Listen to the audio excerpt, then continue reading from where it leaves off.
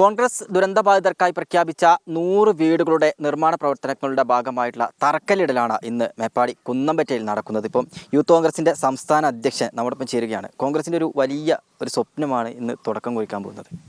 തീർച്ചയായിട്ടും വയനാട് മേപ്പാടി ദുരന്തമുണ്ടാകുന്ന ഘട്ടത്തിൽ കോൺഗ്രസിൻ്റെയും യൂത്ത് കോൺഗ്രസിൻ്റെയും ഒക്കെ ഭാഗമായി ഇവിടേക്ക് കടന്നു വരുന്ന സമയത്ത് ഈ നാട്ടിലെ ജനങ്ങൾ അനുഭവിക്കുന്ന പ്രയാസങ്ങൾ നേരിട്ട് കണ്ട് മനസ്സിലാക്കിയതാണ്.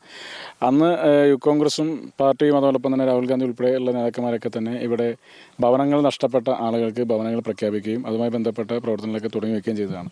ഇന്നിപ്പോൾ അതിൻ്റെ തറക്കല്ലിടൽ പൂർത്തീകരിക്കപ്പെടുകയാണ്. സൈറ്റ് നിർമ്മാണം എന്ന കമ്പനിക്ക് വേണ്ടി ഹാൻഡ് ഓവർ ചെയ്യുകയാണ്. അതിൻ്റെ സമയബന്ധിതമായി അതിൻ്റെ നിർമ്മാണ പ്രവർത്തനം മുന്നോട്ട് കൊണ്ടുപോകും. ഒരു പ്രതിപക്ഷ സംഘടന എന്ന നിലയ്ക്ക് ഒരു സാമൂഹ്യ പ്രതിബദ്ധതയുടെ ഭാഗമായിട്ടാണ് കോൺഗ്രസ് ഈ ദൗത്യം ഏറ്റെടുത്തത്.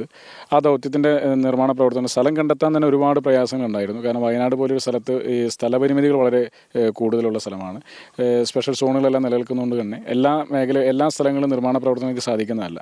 അപ്പോൾ അതിന് അനുയോജ്യമായൊരു സ്ഥലം കണ്ടെത്തി അതിൻ്റെ മറ്റ് സർവേ പ്രവർത്തനങ്ങളൊക്കെ പൂർത്തീകരിച്ച് മറ്റ് നിയമപരമായ കുരുക്കുകളില്ല എന്ന് ബോധ്യപ്പെട്ടതിന് ശേഷമാണ് ഇവിടെ നിർമ്മാണ പ്രവർത്തനം ആരംഭിക്കുന്നത്. കുറച്ചധികം പ്രയാസങ്ങൾ സ്ഥലം കണ്ടെത്തുന്ന കാര്യങ്ങൾ ഉൾപ്പെടെയൊക്കെ പാർട്ടിക്ക് ഉണ്ടായിരുന്നെങ്കിൽ കൂടി അതെല്ലാം അതിജീവിച്ച് ഇനി നിർമ്മാണ പ്രവർത്തനം ആരംഭിക്കുകയാണ്. ഒരു വലിയ ചാരിതാർത്ഥ്യത്തിൻ്റെ നിമിഷമാണ്. ഇപ്പോൾ കോൺഗ്രസ് ഈ വീട് പ്രഖ്യാപിച്ചതിന് ശേഷം ഏറ്റവും കൂടുതൽ വിമർശനങ്ങൾ നേരിട്ട യൂത്ത് കോൺഗ്രസ് ആണ്. പിരിച്ച ഫണ്ട് എവിടെ എന്നതടക്കമുള്ള കാര്യങ്ങൾ ഈ CPM ഉൾപ്പെടെയുള്ള ആളുകൾ പറയുന്നുണ്ടായിരുന്നു. അപ്പോൾ അതിന് കൂടി ഒരു മറുപടിയാണോ ഇത്?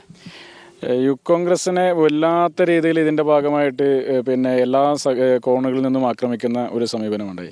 സർക്കാരിൻ്റെ ഭവന നിർമ്മാണം പൂർത്തീകരിക്കപ്പെടുന്നു, യൂത്ത് കോൺഗ്രസിൻ്റെ ഭവനം എവിടെ എന്നാണ് ചില ചോദ്യങ്ങൾ ഉണ്ടായിക്കൊണ്ടിരുന്നത്. സർക്കാർ എന്ന് പറയുന്നത് സ്റ്റേറ്റ് ബോഡിയാണ്. സ്റ്റേറ്റിൻ്റെ എല്ലാവിധങ്ങളായ അധികാരങ്ങളുമുള്ള ഒരു സംവിധാനം 770 കോടി രൂപ കൈവശം വെച്ചിട്ടാണ് ഈ 1.5 വർഷക്കാലം പൂർത്തീകരിക്കപ്പെടുമ്പോഴും ഇപ്പോഴും ദുരന്തബാധിതർക്ക് വീട് കൈമാറാൻ സർക്കാരിന് സാധിച്ചിട്ടില്ല.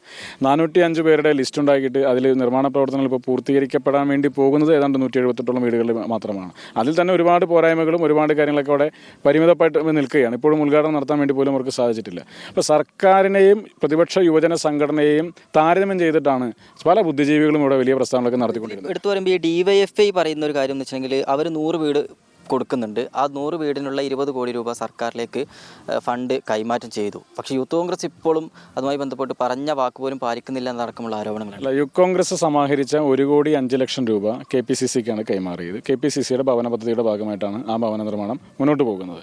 DYFIയുടെ ഭാഗമായി പണം സമാഹരിച്ചു എന്ന് പറയുമ്പോൾ തന്നെ CPMൻ്റെ ഭാഗത്ത് നിന്ന് നമ്മളൊരു തരത്തിലും ഇതിൻ്റെ ഒരു ഇടപെടൽ നമ്മൾ കണ്ടില്ല. CPM ഒരു ഭവന പദ്ധതിയും പ്രഖ്യാപിച്ചിട്ട് കണ്ടിട്ടില്ല.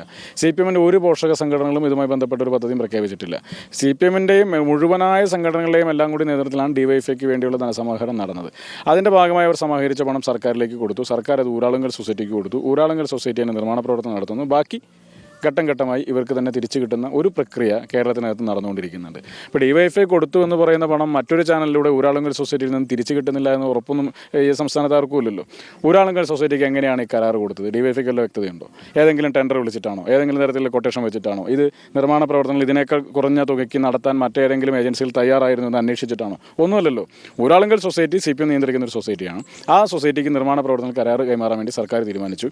ഊരാളുങ്കൽ സൊസൈറ്റിക്ക് യാതൊരു തത്വവിഷയമില്ലാതെ അവർക്ക് ഈ നിർമ്മാണ പ്രവർത്തനം നൽകാൻ വേണ്ടി സർക്കാർ തീരുമാനിക്കുമ്പോൾ സർക്കാരിലേക്ക് ഞങ്ങൾ പണം നൽകിയില്ല എന്നുള്ളതാണ് ഞങ്ങളുടെ പേരിൽ ആരോപിക്കപ്പെടുന്ന കുറ്റം.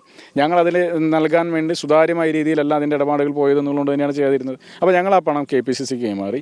KPCC സ്ഥലം ഏറ്റെടുത്തു. ഇവിടെ നിർമ്മാണ പ്രവർത്തനം ആരംഭിക്കുന്നു. ഞങ്ങൾ കമ്മിറ്റ് ചെയ്ത് ജനങ്ങളോടാണ്. ആ കമ്മിറ്റ്മെൻറ്റ് ഞങ്ങൾക്ക് പൂർത്തീകരിക്കേണ്ടത് ജനങ്ങളോട് മാത്രമാണ്, സർക്കാരിനോടല്ല. സർക്കാരാണ് ഇവിടെ ഭവനം നഷ്ടപ്പെട്ട എല്ലാ ആളുകൾക്കും ഭവനം വെച്ച് കൊടുക്കേണ്ടത്. സർക്കാരിൻ്റെ ഉത്തരവാദിത്തമാണ്.